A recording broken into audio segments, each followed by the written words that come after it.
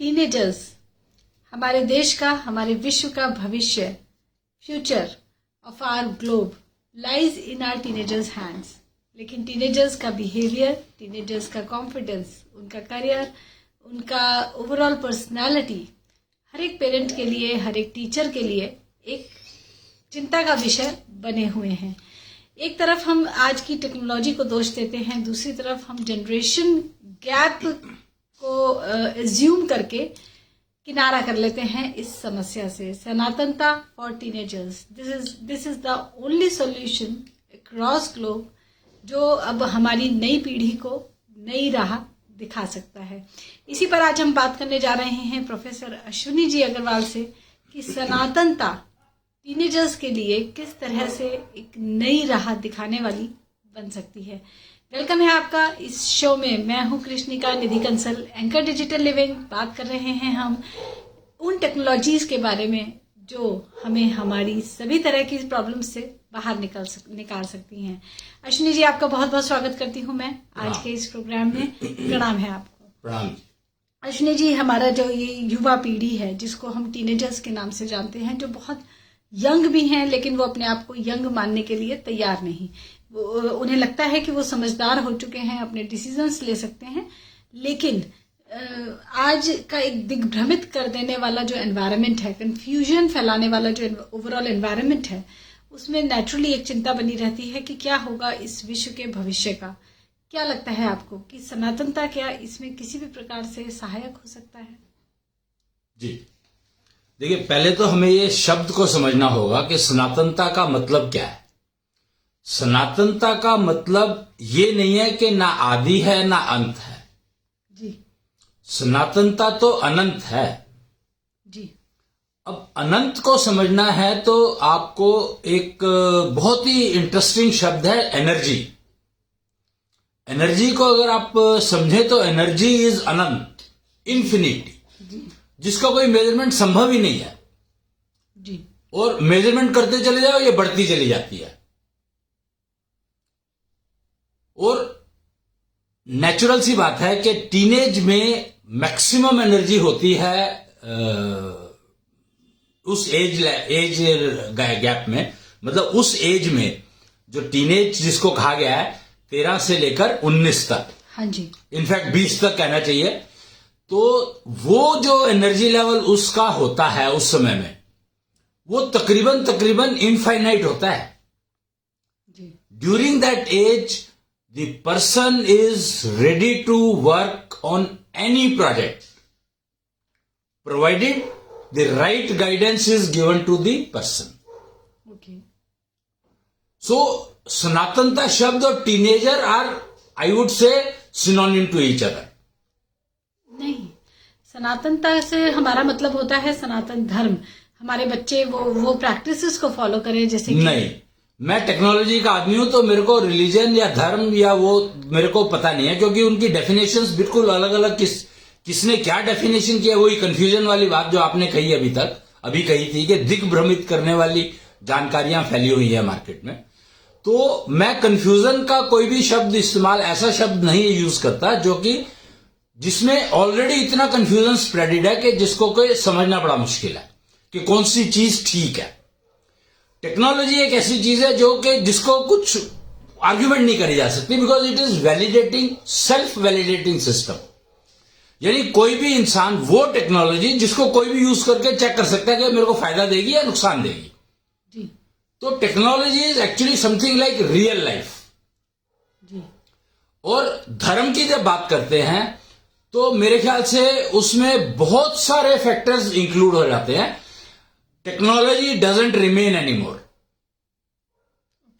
धर्म में टेक्नोलॉजी का कोई काम नहीं है, क्योंकि धर्म को कहा गया है वे ऑफ लिविंग जी। तो वो रीजन, रिलीजन और प्लेस, ज्योग्राफी, कम्युनिटी, इतने सारे फैक्टर्स पे डिपेंडेंट है कि मुझे नहीं समझ में आता कि मैं किस तरीके से कहूं। सनातनता को मैं जोड़ नहीं सकता उस तरीके से, बिकॉज सनातनता when I am talking pure energy, I am talking pure energy. और actually speaking in the whole lifespan of say 100 years of human race, 120 साल की वैसे उम्र कही गई है, तो teenage is the only age when the person has best purest form of energy. Teenage में नेचुरली एनर्जी बहुत हाई रहती है, लेकिन एक सेंस ऑफ डायरेक्शन, आपको उस एनर्जी को कहाँ नहीं यूज करना है और कहाँ करना है, ये गायब रहता है. That is the key. So that is the key, and that is why I said that when I am talking about a word or a statement or a essay or whatever, so my speech starts from technology. I am a technology man, and I do not believe on anything else which is not verifiable by any individual without using any instrument. Mind it, what I am saying. Instruments are there to measure. हाँ जी. Instruments are there to measure. Ji. Fine. For measurement you can use instrumentation. But for validation, instruments, if you are taking help of instruments, then there is a limitation. So I don't go for it. I prefer that the nature. I don't know whether I should call it a nature or I should call it the creator, fabricator, designer. I don't know what name I would give. And we in Sanatan culture, we call him Brahma. Okay. तो ब्रह्मा जी ने creation किया, उन्होंने हमें क्या दिया? जी. What we have to understand is what we have got. मेरे पास क्या है? वैलिडेशन के लिए. Again I am talking about validation is the key. I should be able to validate without any external help. मेरे को किसी ने कोई स्टेटमेंट कही एंड अगर मैं उसको अपने आप से ही नहीं समझ पाया तो मेरे लिए वो स्टेटमेंट का कोई मतलब रह नहीं है. लेकिन वैलिडेशन के लिए भी हम लोग, जो हमारा यूथ है, वो गूगल पे डिपेंड करता है. Technology again, that's what I said. That is the best. Today is the best time. Today means this situation, this scenario going on is the best time to understand that the youth believes on technology. You said it right. Yes. So same I am saying that believe on technology, but for measurement. हाँ जी. Validation आपको खुद करना है. You have to prepare yourself to the level that you are able to validate and then go for measurement. Ashwini ji, मैं एक छोटा सा case study आपसे डिस्कस करती हूँ. जी. और मैं आपको बताती हूँ कि जो मैंने ऑब्जर्व किया है यूथ के बीच में जाके, कॉलेजेस में, स्कूल्स में, आज की कम्युनिटी का बेसिक समस्या जो मैं देख पाती हूँ वो ये है कि एक जो हमारी यंगस्टर्स हैं उनकी हेल्थ, फिजिकल हेल्थ एक्चुअली बहुत ज्यादा डिस्टर्ब्ड है. They are not that much healthy. दूसरा समस्या ये है कि करियर को लेकर they are much more focused than we were. हमारे समय में एक टेंशन हमारे सिर पर नहीं बना रहता था कि करियर का क्या होगा, लेकिन आज एक 5th क्लास के बच्चे को भी करियर शब्द भी पता है, वो सोच भी रहा है या रही है उसके बारे में, और उसको ये स्ट्रेस भी है कि कहीं मैं पीछे ना रह जाऊं. There is a lot of competition. हमारे टाइम के मुकाबले आज की डेट में कॉम्पिटिटिव एनवायरनमेंट इतना है कि लाइफ से एंजॉयमेंट गायब है. तीसरी समस्या जो मैं टीनेजर्स की देख पाती हूँ वो है अपने पेरेंट्स से अपनी समस्याओं को, अपनी बातों को कन्वे ना कर पाना. क्योंकि जो बच्चे ने इंस्टाग्राम पे देखा है, फेसबुक पे देखा है, गूगल पे देखा है, वो बच्चे के लिए एक रियलिटी है, लेकिन पेरेंट्स के लिए वो एक फिक्शन है. वो ऐसा है जैसे आपने एक मूवी में देखा है. तो पेरेंट्स कहते हैं कि आप उसको रेफरेंस ना माने, लेकिन बच्चे के लिए फेसबुक और इंस्टाग्राम और गूगल आर रेफरेंसेस. अब बच्चा डिनाई नहीं कर सकता कि मैंने इंस्टा पे एक स्टोरी देखी है तो मैं उसको फिक्टिशियस कैसे मान लूं. तो ये एक कंफ्यूजन, एक कॉन्ट्रडिक्शन बच्चों की जिंदगी में है. और एक और समस्या, जो समस्या ही कहूंगी मैं इसे, वो ये कि अटेंशन सीकिंग. अब जो हमारी नई जनरेशन है इसमें अटेंशन सीकिंग का एक बहुत ज्यादा एटीट्यूड आ गया है because of thanks to social media. वो चाहते हैं कि किसी भी तरह से हम अटेंशन पाएं, चाहे हम बीमार हो. सपोज मैं सोशल मीडिया पे एक पोस्ट डालती हूँ कि today I am not well, और मैं अपना कुछ सिंपैथी गेन वाला कुछ हुलिया बना लूं जी। और उस तरह से मैं एक फोटो पोस्ट करूं और उस पे मुझे शायद 10 कमेंट्स और लाइक्स आ जाएंगे, जबकि मैं एक नॉर्मल अपनी फोटो डालूंगी तो शायद मुझे रिस्पांस नहीं मिलेगा. तो that is what our youngsters are thinking कि attention seeking is okay and doing anything for seeking attention is completely fine. जो मुझे लगता है कि अपनी एनर्जी को कम्प्लीटली मिसयूज करना है. तो इस तरह की समस्याएं जो आज के सिनेरियो में social media, technology, Google, smartphones and competition, इन सारे सिनेरियोज को देखते हुए क्या लगता है आपको कि बच्चा वैलिडेट करेगा तो करेगा कैसे? जी देखिए, द की इज, आपने कहा अटेंशन सीकिंग की बहुत ज्यादा एटीट्यूड बढ़ गया है. एब्सोल्यूट एटीट्यूड कहें या मतलब समझ गए, नीड कहें, I don't know what you want, what the name you want to like to need ही बन गया है कि बच्चा को लगता है जैसे खाना चाहिए ऐसे ही अटेंशन चाहिए. राइट. तो आप इसको ये देखेंगे, जब बच्चा पैदा होता है तो वो अपनी तरफ अटेंशन कब खींचता है? जब रोता है. जब भूख लगती है. नहीं, रोता नहीं है वो. अटेंशन खींचता कैसे? रोता है तो खींचता है. हाँ जी. लेकिन रोता क्यों है? जब उसको भूख लगती है या उसको कोई कॉल ऑफ नेचर आई है. जी. So the key here is call of nature. Try to understand that. The infant which has just taken birth starts crying. And does the mother able to understand what the delivered child wants? No.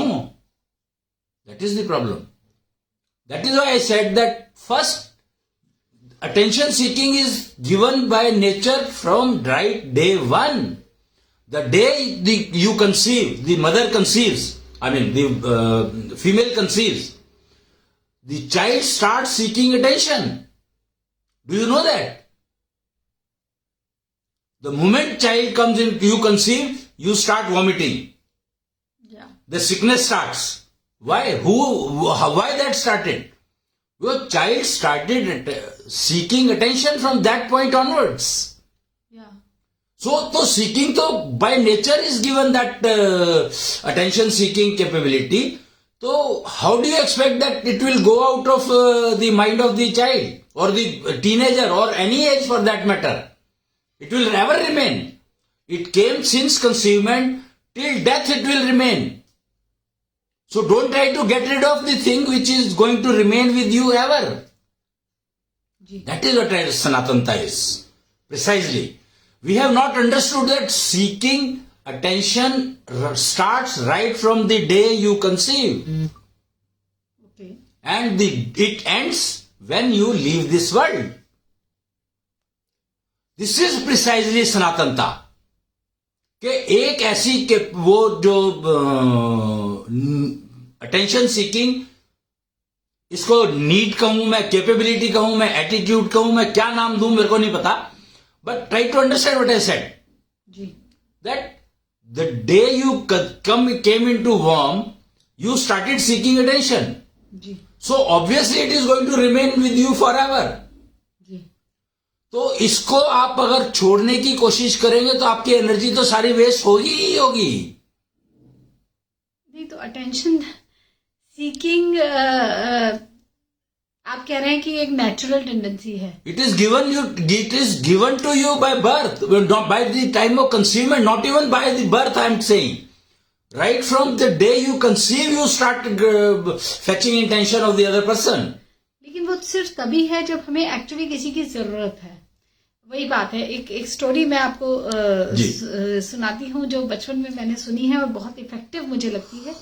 कि एक बच्चा है, वो जंगल में ऐसे ही खेलने के लिए जाता है और अचानक से उसकी अटेंशन सीकिंग जो इंस्टिंक्ट है वो जागती है और वो शोर मचाने लगता है, भेड़िया आया, बचाओ बचाओ बचाओ.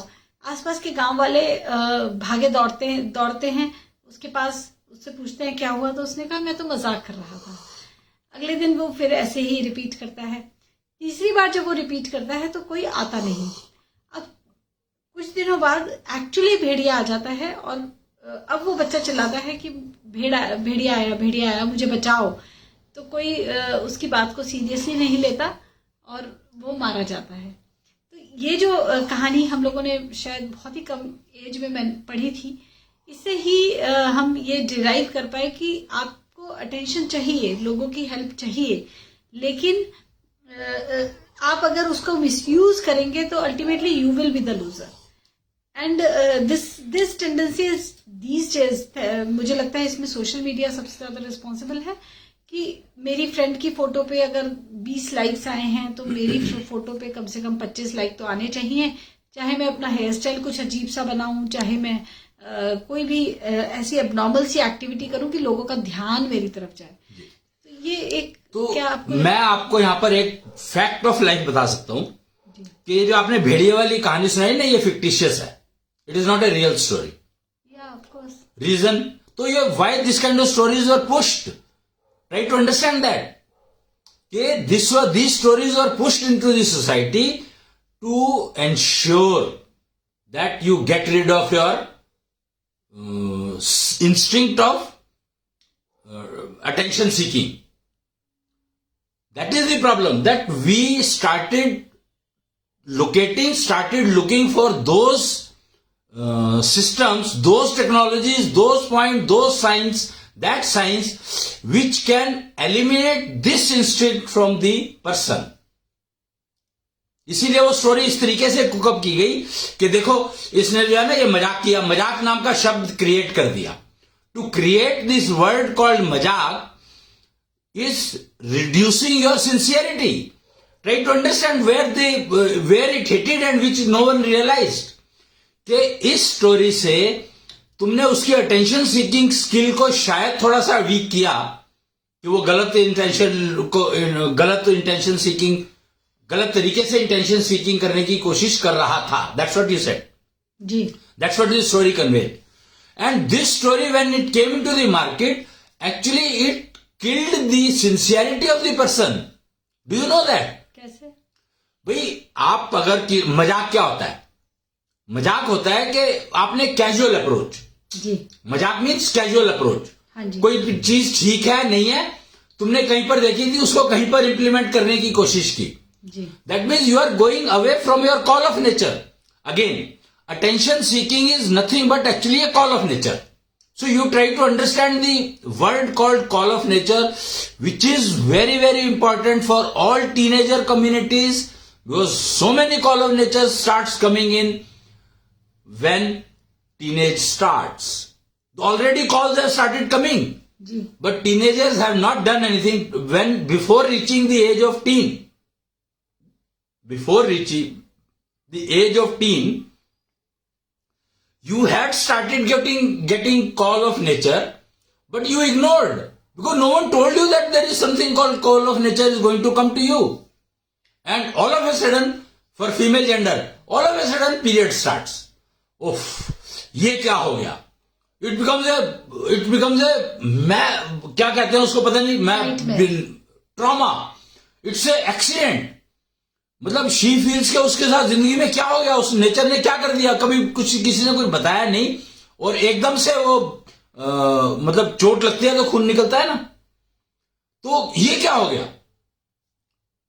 Call of nature started at the age of 6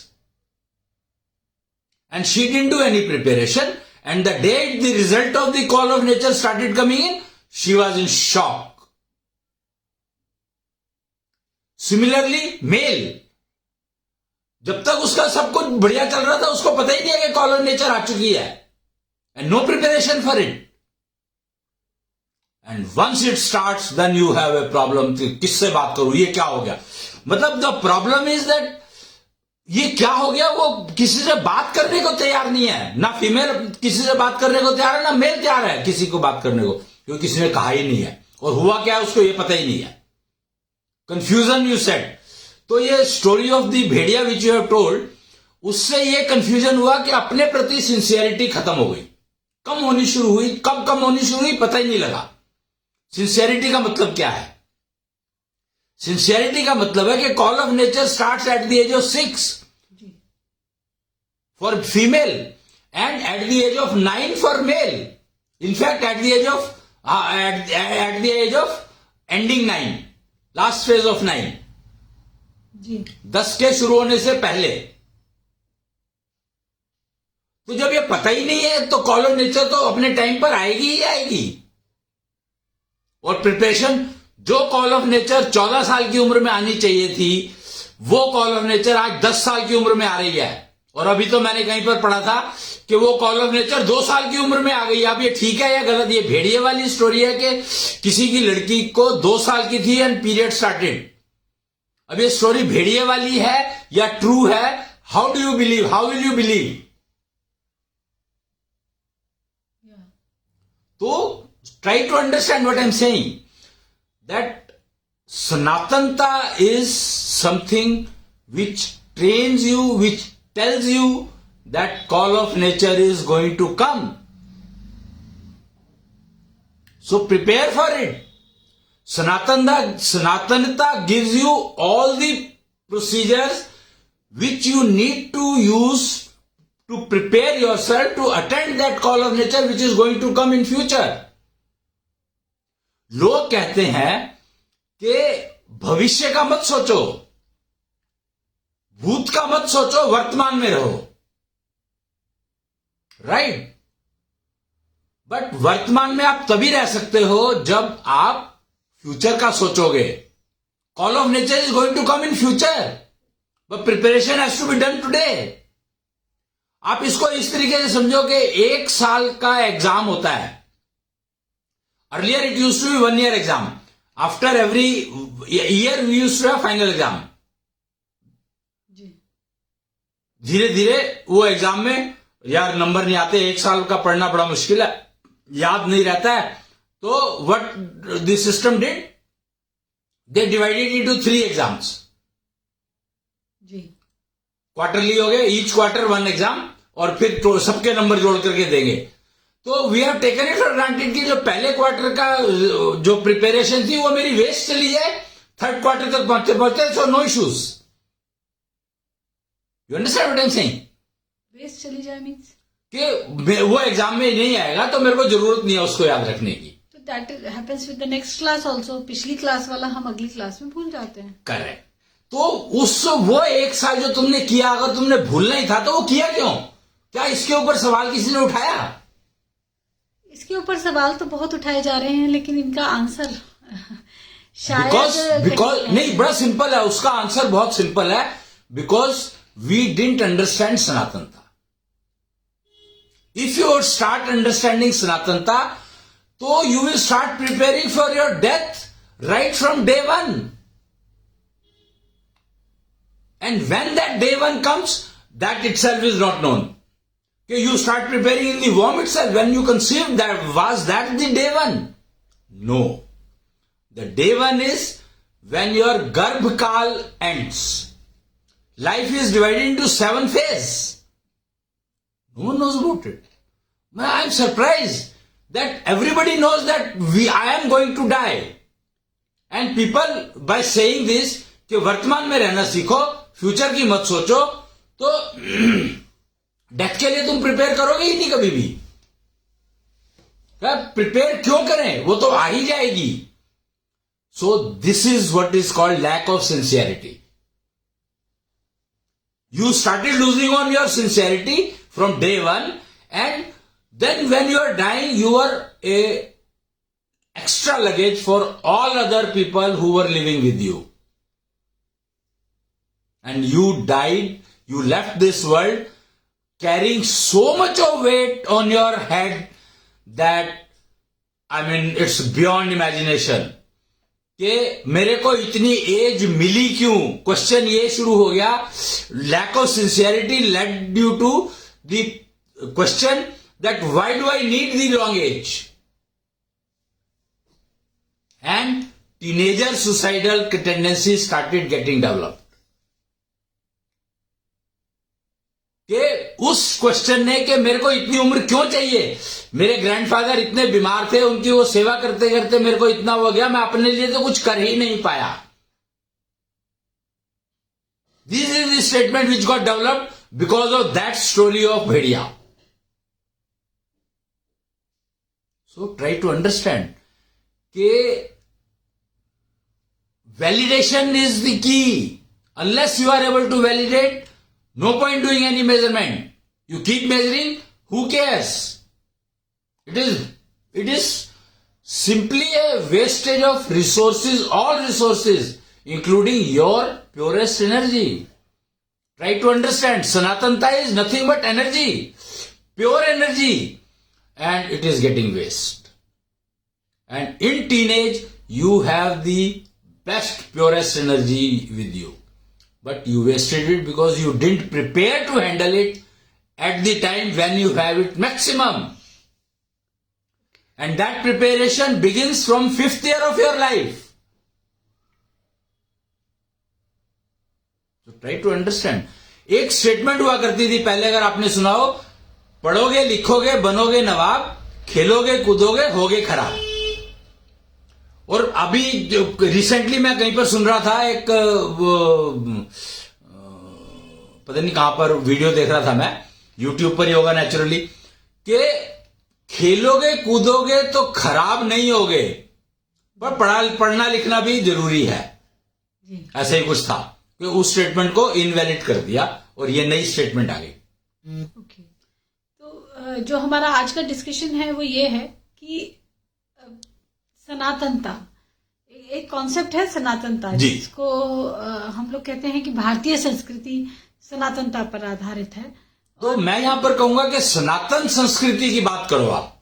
हाँ जी. अगर सनातन संस्कृति को जो भी अडॉप्ट कर लेगा, एनीवन, डजंट मैटर, कोई whatever culture, whatever your country, whatever your thing is there, try to understand सनातनता is nothing but maintaining your purest form of energy. That's it. Till you leave this world, you are full of your pure energy anytime. You do not waste your pure energy.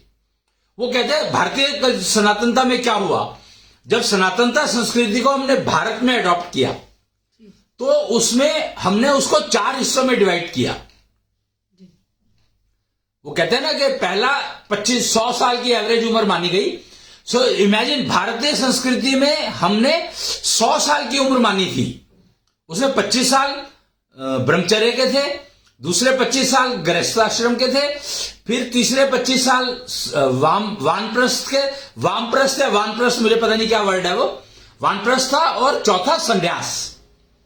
तो कितना अच्छा define किया हुआ है कि पहले 25 साल you keep your energy collected, your purest form of energy, you keep them intact.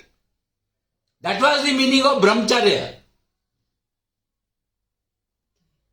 So that you are able to use that collected energy for the rest of your life. तो ये एक आदर्शवादी सोच है कि हमें सेलिबेसी, ब्रह्मचर्य को फॉलो करना चाहिए to have a good life in future. But the present scenario is that our teenagers, our youngsters are not ready to listen. They don't believe anybody. What they say is कि ठीक है, हमारे forefathers ने भी तो celibacy को, ब्रह्मचर्य को follow किया है. What are they getting? They are still sick. Absolutely. They had no good life. Absolutely. So this is what I'm saying. Why this statement came from teenagers now? Why not the earlier teenagers, this statement they made? Very simple reason, that technology is the key. Teenagers believe in technology. Nothing else but technology. It is definitely I would say the right path, that believe on technology, and you should be able to validate that technology. If you are not able to validate the technology, discard it. Simple. और validate करने के लिए तुम्हें creator ने, ब्रह्मा जी कहूंगा मैं, या जो भी आप नाम लेना चाहे, पर मैं ब्रह्मा जी कहूंगा क्योंकि मैं जानता हूं ब्रह्मा जी ने किया. ये मेरी अपनी सोच है. क्रिएटर को कोई भी नाम दे सकते हैं आप, पर हम ब्रह्मा जी कहते हैं तो हम ब्रह्मा जी कह के चलेंगे. और उन्होंने आपको सेंसेस दी हैं, इतने बढ़िया इंस्ट्रूमेंट्स दिए हैं. 5 senses that person has given you. That is why he is called Prajapita. क्या प्रजापति. ब्रह्मा जी को प्रजापति कहा जाता है ना, शायद प्रजापिता कहा जाता है. नहीं, प्रजापिता या प्रजापति वर्ड हम लोग दक्ष के साथ, तो प्रजापति है, तो ब्रह्मा जी पिता कहलाते हैं. पिता है. हाँ. जी. तो पिता कहलाते हैं। वो तो पिता ने दिया, ब्रह्मा जी ने दिया आपको 5 सेंसेस का पिटारा, 5 सेंसेस। वी आर कैमरा में 1 सेंस होती है, अब 4-4 कैमरा लगाने पड़ रहे हैं हमें एक मोबाइल में, तब भी हम we are not able to see. जबकि with 2 eyes, only 2 eyes, you can see through anything. इतने बढ़िया सेंसेस दिए आपको, बोलने की सेंस, टेस्ट करने के लिए स्वाद, मतलब कमाल है क्या। 5 कमाल की सेंसेस दिए आपको, to you can validate anything from this senses using this senses. भाई प्रॉब्लम क्या है? So I made a statement called lack of sincerity is that we didn't maintain our senses. We were not taught anything, or I don't know whether we were taught or not, but we were not able to maintain the synchronization between our 5 senses. That is the problem. So we started believing on others for validation rather than on self. Okay. The game is that we have to maintain our own senses so that we don't have to rely on others For validation. for validation. Validation. Again, technology में you might have to rely on n number of people. लेकिन समस्या ये है कि जो बच्चा अभी 14-15 साल का है, वो ना तो पेरेंट्स की सुन रहा है, ना टीचर्स की सुन रहा है। वो गूगल को या इंस्टाग्राम को या फेसबुक को फॉलो कर रहे हैं, और उधर से उनको इस तरह का कोई सोर्स नहीं मिल रहा है। हम लोगों के पुरातन ज्ञान में गीता ये एक ऐसा रेफरेंस है कि इसमें हर एक समस्या का समाधान मिलता है। लेकिन क्या हमारे यंगस्टर्स गीता के दिखाए हुए मार्ग पर चलने के लिए तैयार हैं? नहीं, सवाल ये है ही नहीं। क्या गीता में, पहले अब तो आप गीता को सर्च करो, क्या गीता में लिखा है कि आप अपनी सेंसेस को सिंक्रोनाइज कैसे करोगे? अब यहां पर हमें अपने ग्रंथों को स्टडी करने की जरूरत है कि उसमें क्या कोई ऐसी इंफॉर्मेशन है जो शायद उस ग्रंथ के लिए थी ही नहीं, तो वो दी नहीं गई उसमें। गीता जिस समय में दी गई थी, तो उस समय में सबकी जो आज की जो प्रॉब्लम है, क्या उसके बारे में वहां पर था? मैं बड़ा सिंपल सी बात करता हूं, मैं और कुछ ज्यादा बात नहीं करता हूं। मैं सिर्फ एक बात कहता हूं कि क्या गीता में या वेदों में या उपनिषदों में या पुराणों में या किसी और किताब में सेंसेस की सिंक्रोनाइजेशन के बारे में कुछ लिखा है? बस वो ढूंढ लो। अगर वो ढूंढ लेते हो, then you start working on that and you will be able to validate it yourself. You don't have to worry about anything because you have been given everything. You are self-sufficient. So try to locate these things. जितना मेरी study है, जितना मैं जानकारी रखती हूँ, हालांकि बहुत ही कम मैंने स्टडी किया है, सेंसेस के सिंक्रोनाइजेशन के बारे में हमारे पास कोई ऐसी प्रोसीजर या इंफॉर्मेशन या इस सब्जेक्ट पे इंद्रियों को वश में रखना है, इसके बारे में बात हुई है। अगर आप सेंसेस को इंद्रियां कहते हैं, हाँ वही है। अपनी इंद्रियों को वश में रखो। ये इंद्रियां ही हैं जो आपको काम, क्रोध, लोभ, मोह, ईर्ष्या की तरफ लेकर जाती हैं। लेकिन उनको वश में कैसे रखो, उसके लिए जो तपस्या का मार्ग बताया गया है, मुझे नहीं लगता कि वो आम गृहस्थ के लिए नहीं। बात ये नहीं हो रही है यहां पर। देखो, वश में रखना इज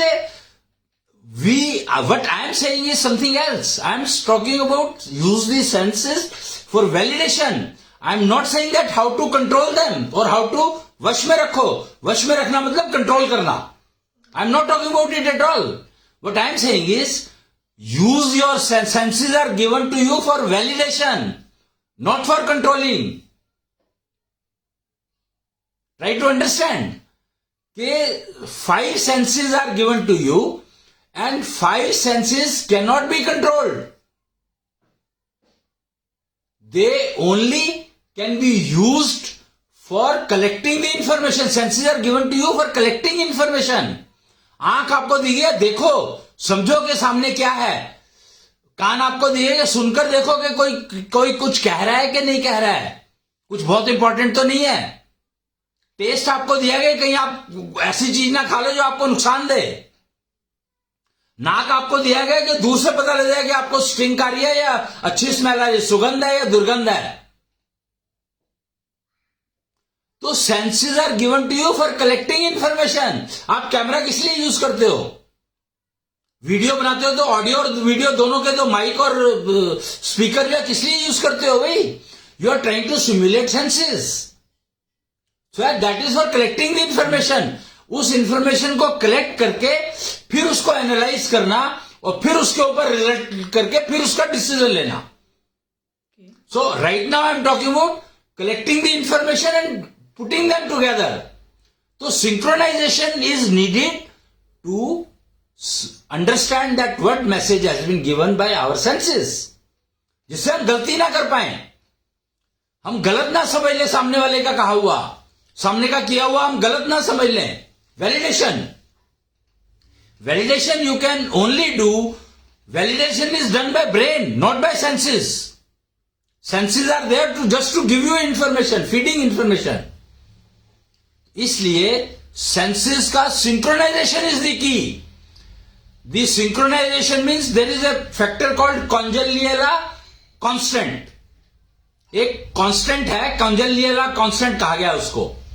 Okay. वो जो है वो बताता है कि आपकी सेंसेस कितनी सिंक्रोनाइज्ड है. Okay. You understand? So again, once we understood Sanatanta, then we started talking about pure energy. Then we started understanding, ओहो प्योर एनर्जी हमें चाहिए क्यों? तो प्योर हमें एनर्जी चाहिए to maintain our senses in synchronization. तो congenial constant अगर तुम्हारा पुअर है and it is measurable minded, Shankh technology is able to measure it.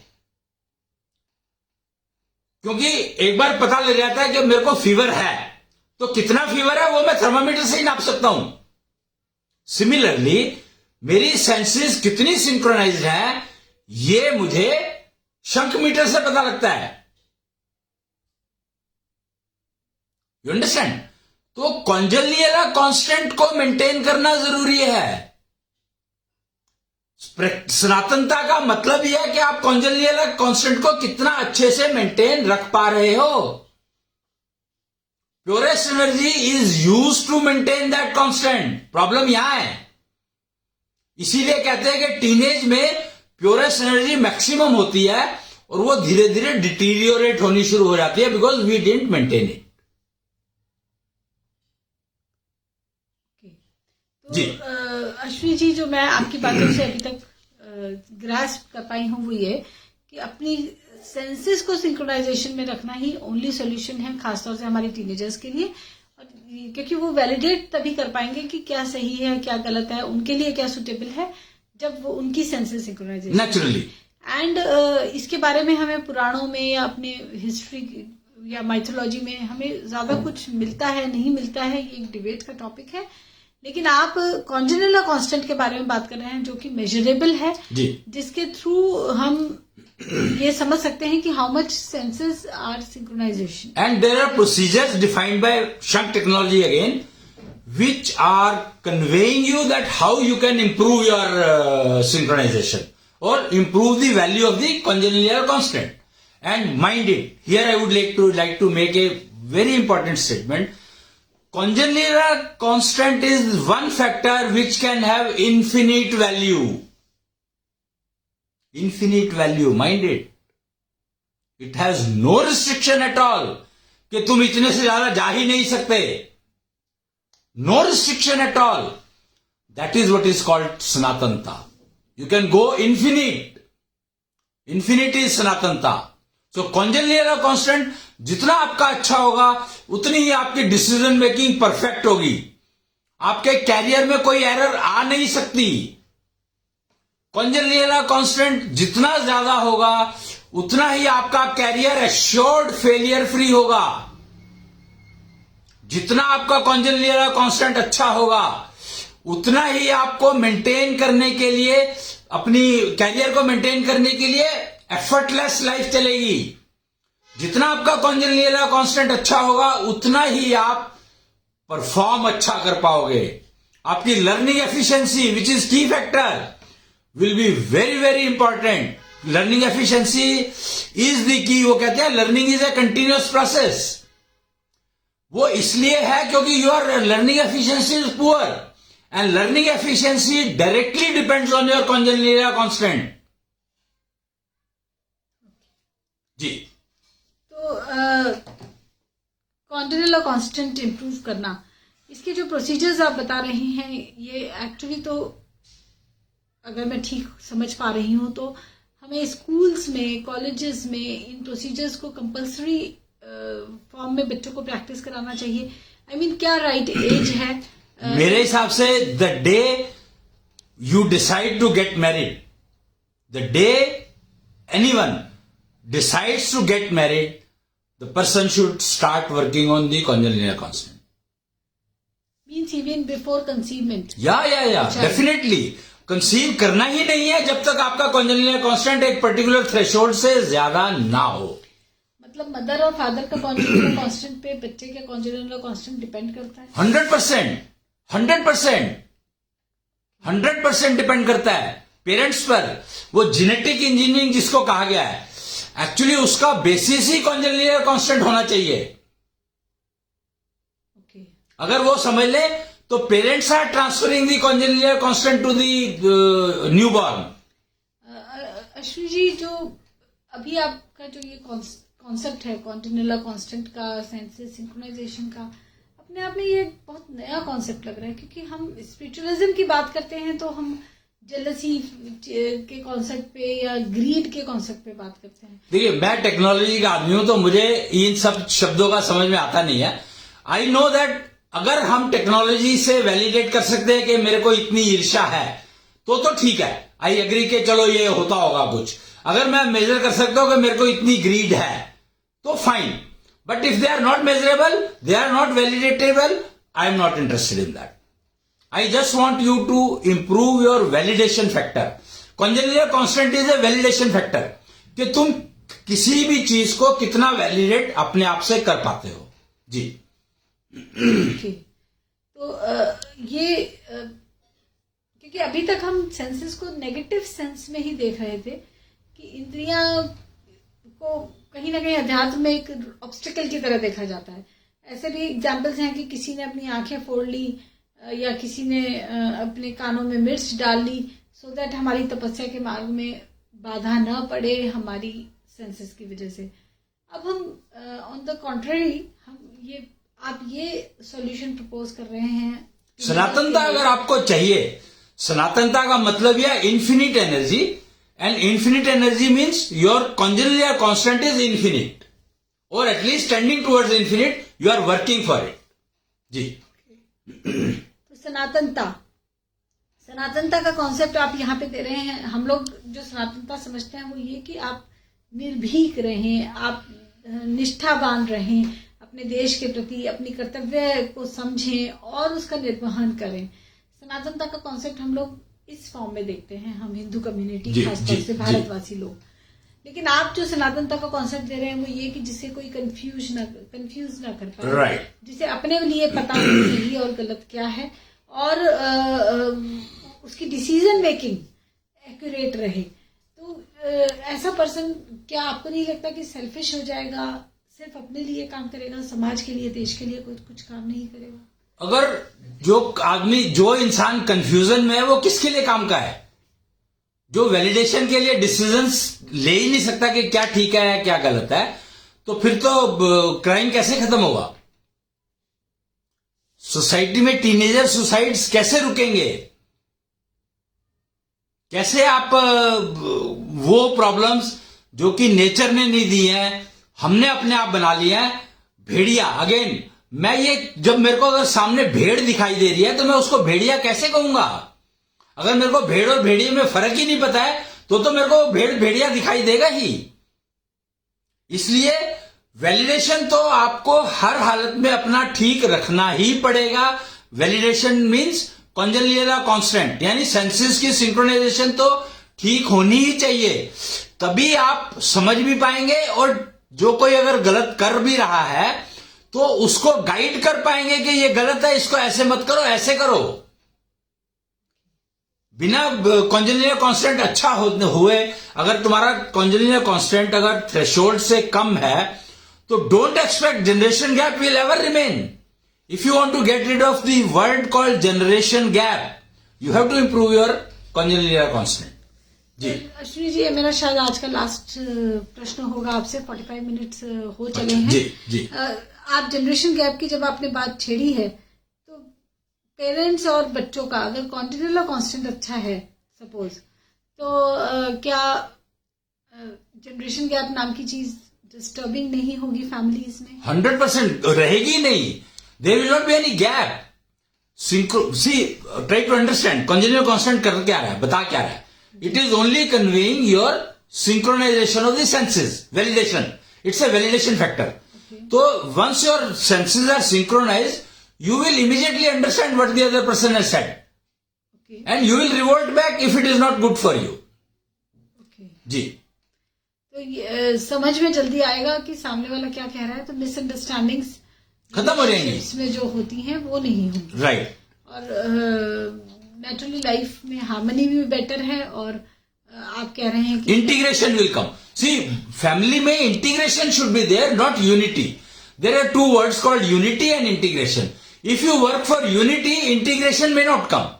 But if you work for integration, unity is assured. जी. तो integration के लिए काम करना है. तो आपको कॉन्जेनियल कांस्टेंट को आपको अपनी पूरी फैमिली का मेंटेन रखवाना ही पड़ेगा.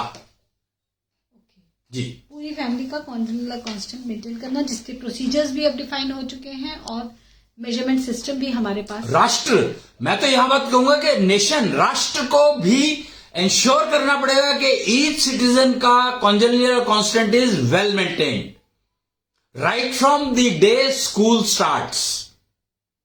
Monitoring of the congenial constant of each person should be recorded as one parameter for electoral, for anything and everything. All result cards, all report cards must have a mention of congenial constant. जी. और congenial word का मैं मतलब बता सकता हूं यहां पर, because word also should be told कि congenial means well wisher to the society. Okay. That is why this word has been taken as congenial constant. जी. Well wisher of the society. Yeah. तो auto mode में ऐसा बच्चा अपने जो responsibilities हैं society के लिए, नेशन के लिए, वो फुलफिल करेगा. अपने आप ही करेगा. अपने आप ही करेगा. जी. तो no kind of binding in the society. There has to be an integration in the society which is only possible when our senses are synchronized. Continual or constant, it's well maintained. And this is the digital living. This is all what I have talked is a part of digital living. Once you shift to, again, digital means measurable. So congenial constant defines when you can migrate to digital living. Okay. जी. Digital living यानी कि living without zero diseases, living with no pollution, no confusion. No confusion at all. This is all possible through maintaining continual constant. Right. तो अश्विनी जी, आज के लिए मुझे लगता है कि हम इस सेशन को यहीं पे एंड करते हैं. बहुत बहुत धन्यवाद आपका. हमारे टीनेजर्स को एक सनातनता की ओर डायरेक्शन देने के लिए. प्रणाम. धन्यवाद. जय जय कृष्ण. जय षोडशी गोपाल की.